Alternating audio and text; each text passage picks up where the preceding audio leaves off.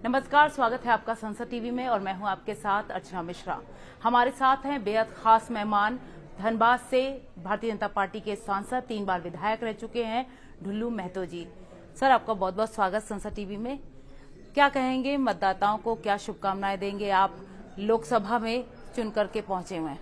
सबसे पहले तो आपके संसद टीवी को अपनी ओर से, अपने क्षेत्र की ओर से हार्दिक दिल में बधाई देता हूं और विशेष रूप से हमारे धनबाद लोकसभा क्षेत्र के देवतुल्य जनता ने हमें चुना है, उसके लेकर मैं अपने लोकसभा क्षेत्र के तमाम जनता को आभार प्रकट करते हुए जिस आशा और विश्वास के साथ उन लोगों के द्वारा हमें चुना गया है, मैं उसके आशा और विश्वास पर खरा उतरने का जरूर काम करेंगे।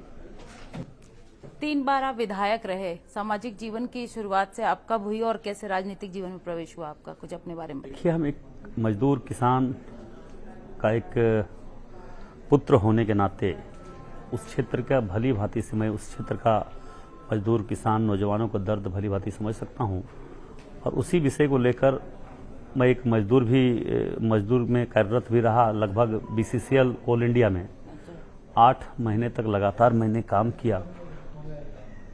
अपने लैंड के बदले में, जमीन के बदले में मेरा नौकरी हुआ था, विस्थापन हुआ था मेरा।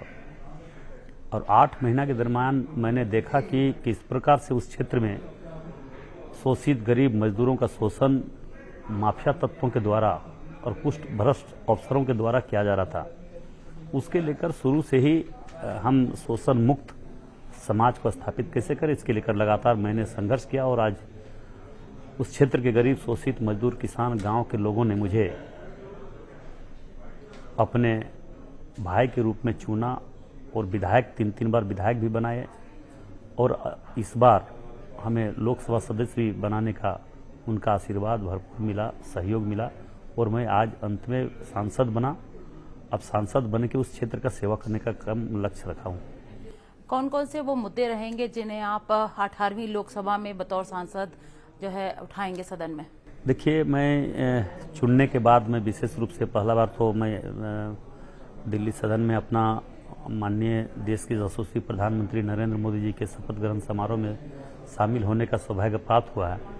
अब यहाँ से जाने के बाद वहाँ पे हर वर्ग के लोगों को आपस में बैठकर विचार विमर्श करते हुए जो भी विशेष प्राथमिकता के साथ जो समस्या आएगी हमारे सामने, उसको निदान करने का प्रयास करेंगे। जिस प्रकार से हमारे व्यवसाय वर्ग हैं, हमारे मजदूर वर्ग हैं, किसान वर्ग हैं, नौजवान हैं, असंगठित मजदूर हैं, शहर में बास करने वाले गरीब शोषित पीड़ित कमजोर लोग हैं, वहाँ पे बहुत ऐसे कोल बेरिंग क्षेत्र है, वहाँ पे बरसों से मजदूर हमारे क्वार्टर में पदस्थापित जो गरीब लोग हैं, उनके लिए हम क्या कर सकते हैं, उन लोग से बैठकर विचार विमर्श करके फिर आगे निर्णय लेंगे और उनके लिए जो अच्छा होगा, उस क्षेत्र के लिए जो अच्छा होगा, वो काम हम जरूर करेंगे। इस बार का लोकसभा चुनाव 2024 का, इसमें झारखंड खास करके क्या चुनौतियां रही चुनाव के दौरान? क्या कुछ सामने आया जो लगता है आपको कि आपको मुखर तौर से यहाँ पर उठाना चाहिए, उन पर ध्यान देने की जरूरत है? देखिए, भारतीय जनता पार्टी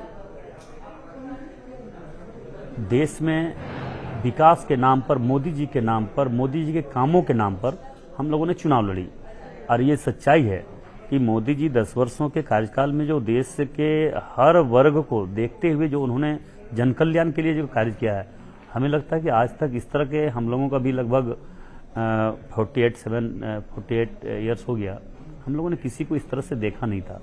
मगर मोदी जी के हर अच्छे काम को लेकर हम लोगों ने क्षेत्र में गए और लगातार मोदी जी के काम को हम लोगों ने जनता के बीच में पहुंचाने का भी काम में हम लोग सफल रहे। मगर जो हमारे विपक्ष में खड़े थे एनडी गठबंधन के लोग, उनके पास कोई मुद्दा नहीं था, सिर्फ फेब झूठ गलत अफवाह फैलाने का परिणाम रहा कि कहीं न कहीं इस तरह का स्थिति वहाँ पे बना और कहीं न कहीं कुछ सीटें में हम लोगों का हारना पड़ा जो हमारे सुरक्षित सीट थे।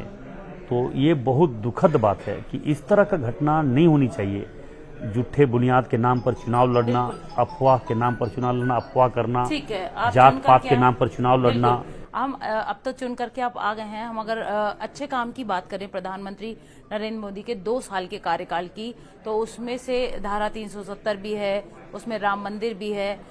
तो राम मंदिर को लेकर खास करके, क्योंकि आपका भी, आपने एक वहां पर मंदिर का निर्माण किया गया धनबाद क्षेत्र में, उसमें आपकी विशेष भूमिका है, तो उसका क्या जिक्र है, जरा बताइए हम लोगों को। देखिए, जिस प्रकार से आज हमारे देश के 140 करोड़ जनता ने अपने सनातन भाइयों के द्वारा, हमारे हिंदू भाइयों के द्वारा 550 वर्षों से इंतजार में थे कि हमारे प्रभु श्री राम जी का मंदिर अयोध्या धाम में कैसे बने, प्रभु श्री राम जी कैसे विराजमान होंगे उसमें, उस विषय को लेकर मोदी जी ने लगातार उस क्षेत्र में काम किए और न्यायालय का निर्णय हमारे हिंदू भाइयों के पक्ष में, हमारे सनातन भाइयों के पक्ष में जो आना था आया, और हम लोग हमारे मोदी जी के नेतृत्व में मंदिर भी बने और प्राण प्रतिष्ठा भी हुआ।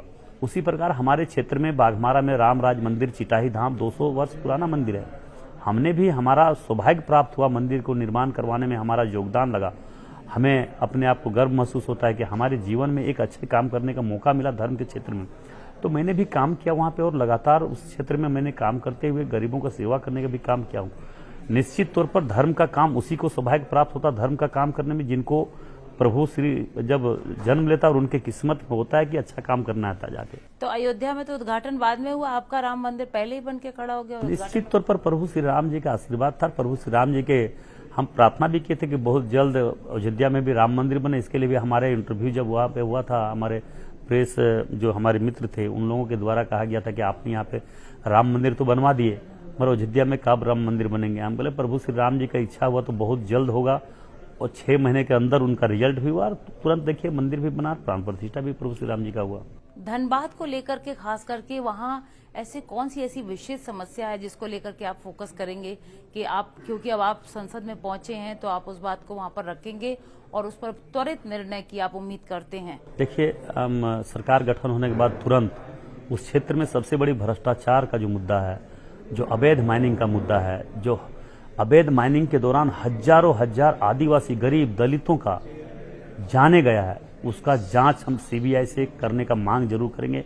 दूसरी बात है, वहाँ पे बहुत लंबे समय से एयरपोर्ट का मांग है कि धनबाद कोयला का राजधानी धनबाद है, वहाँ पे आईआईटी है, आपका आईएसएम है, सारे बड़े बड़े संस्थान है, उसके बाद भी वहाँ पे अभी तक एयरपोर्ट नहीं बना है, वहाँ पे आपका एम्स नहीं बना, जबकि बनना चाहिए। वहाँ मजदूर क्षेत्र है, कई ऐसे बड़े बड़े संस्थान है जो कि वहाँ पे कार्य होना चाहिए, जो नहीं हो पाया है। मैं जरूर इस विषय को लेकर, ओवर ब्रिज और फ्लाईओवर बनना चाहिए, वहाँ पे जाम का भी समस्या बहुत ज़्यादा है, वहाँ पे विस्थापन समस्या बहुत ज़्यादा है। तो इन विषयों को लेकर जरूर हम सरकार के पास, सरकार के सामने रखने का काम करेंगे, और मुझे पूरा विश्वास है कि मोदी जी के नेतृत्व में ही इन सारे विषयों का, सारे समस्याओं का निदान होंगे। तीसरी बार प्रधानमंत्री नरेंद्र मोदी प्रधानमंत्री बनने जा रहे हैं, 3rd टर्म, तो क्या कहेंगे, क्योंकि कुछ जो लक्ष्य लेकर के वो आगे बढ़ रहे हैं, 2 बार के टर्म में जो चीजें पूरी रह गई हैं उनको पूरा करना है और आगे नए लक्ष्यों को लेकर के उनको बढ़ना है। देशवासियों से मैं बस इतना ही अपील और आग्रह करना चाहेंगे कि मोदी जी जिस तरह से काम हमारे देश में वर्तमान समय में 10 वर्षों में किया है, इस काम को और आगे बढ़ाना है। देश को सशक्त और मजबूत बनाने के लिए, देश के अर्थव्यवस्था को मजबूत करने के लिए मोदी जी बहुत जरूरी हैं, और मोदी जी के नेतृत्व में ही अर्थव्यवस्था हमारा मजबूत हो सकता है, देश आगे बढ़ सकता है, देश के मान और स्वाभिमान पूरे विश्व में बढ़ सकता है। इसलिए मैं आग्रह करना चाहूंगा देशवासियों से कि मोदी जी के साथ हर हाल में हम लोगों को खड़ा रहना चाहिए। बहुत बहुत धन्यवाद आपका संसद टीवी से जुड़ने के लिए। तो ये थे भारतीय जनता पार्टी के धनबाद से सांसद, जिन्होंने हमें बताया कि धनबाद, खासकर झारखंड में भ्रष्टाचार की बहुत समस्या है और विकास के दृष्टिकोण से ऐसे तमाम मुद्दे हैं जिसे वो अब सदन में भी उठाएंगे। इस खास प्रस्तुति में इतना ही। देखते रहिए संसद टीवी। नमस्कार।